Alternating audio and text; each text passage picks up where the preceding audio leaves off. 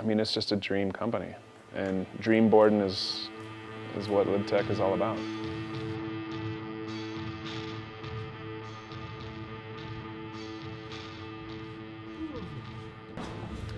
Howdy yonder patrons. Travis Rice here, down here at the infamous Bald Face Wax Room. You know, a lot of stories been talked down here over the years. This is a place of people coming together, tuning their sticks, trying to figure out what kind of and what style of riding they want to approach for snow conditions, snow depths, temperatures, etc., etc.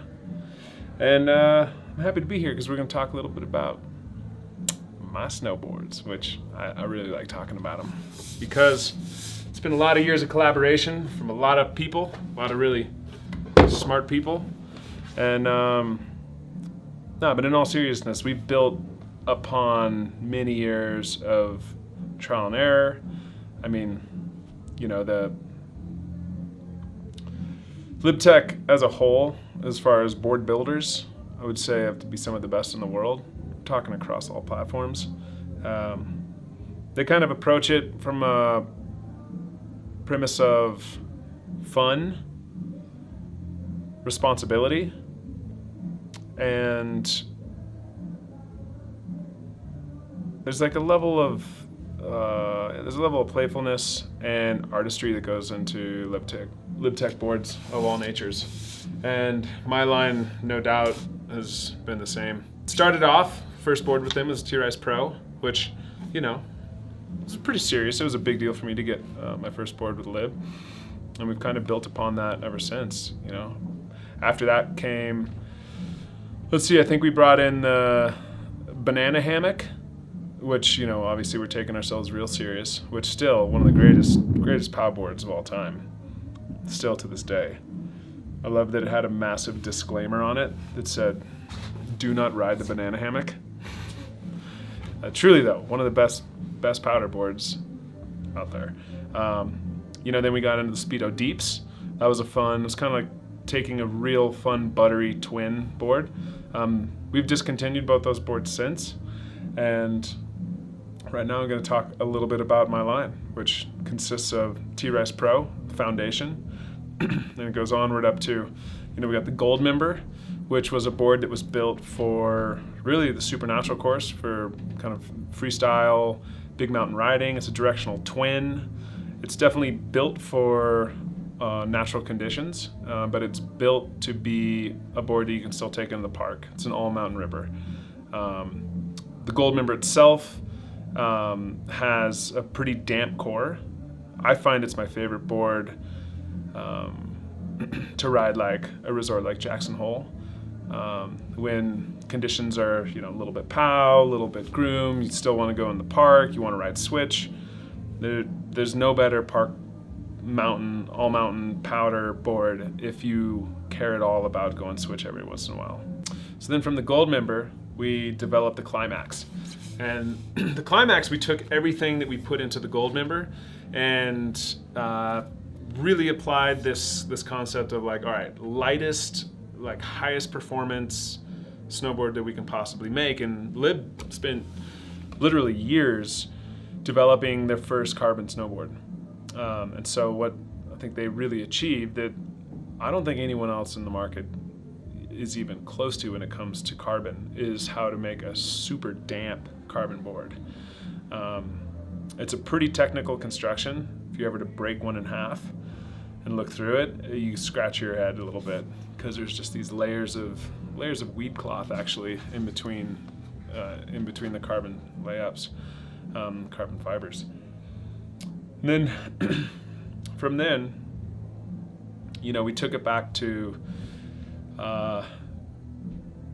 really trying to find a kind of best-in-class, high-performance pow board. As obviously, there's so many pros that come with riding a fish board, a small tail and powder. It centers your weight, so you're not leaning back. There's a ton of benefits that come with it. However, it's pretty frustrated in the fact that most fish are pretty gutless and don't offer the power and control that you have with like a directional twin. And a couple years later, we have the Orca, which if you pay attention to snowboarding and you haven't really heard anything about the Orca this year, I'd be surprised, because it's a board that, you know, I don't know if the term viral, it's gone viral. I don't know if that's the right term for it. It's a board that anyone who rides it is very, I think, taken back by how good it rides. The fact that you can have a powder specific board that still feels as responsive and as predictable and powerful as, say, a directional twin on a resort. And that's kind of sums it up. You know, you get to step it down. It's a little bit wider. You get a nice little bit of square acreage. The other big benefit with it is you have a really tight radial side cut. And what that means, especially with a little bit of a wider board, not too wide, you don't want it too wide, is that you have an incredible carving radius. And so, you know, hands down, when it comes to just carving, leaning over, and snowboarding, there's no funner board for me. Early morning groomers, dude, Orca, never ridden a better board. When it comes to soft snow, powder, never ridden a better board. Meanwhile, you know, had a split board for years that's kind of developed. Still psyched to have it on directional twin platform of the Gold member. And then art, I'll talk a little bit more about it, but man, the art this year, this is, I have to say, is probably my favorite graphic line I've ever had. I worked with a woman named Kim Kranz out of Portland, who was formerly with the Wild Unknown, incredible musician, amazing artist. And we collaborated for literally about a year on this graphic line. And it's amazing. Seriously though, it's fucking amazing. And then, you know, the T-Ripper, man, we've continued to just dial in the T-Ripper.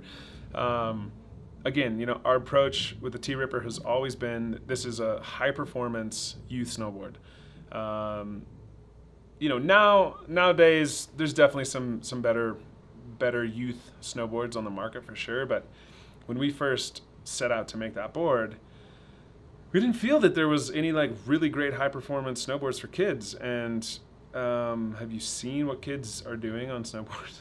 Like, they need super high performance, well crafted, responsive snowboard.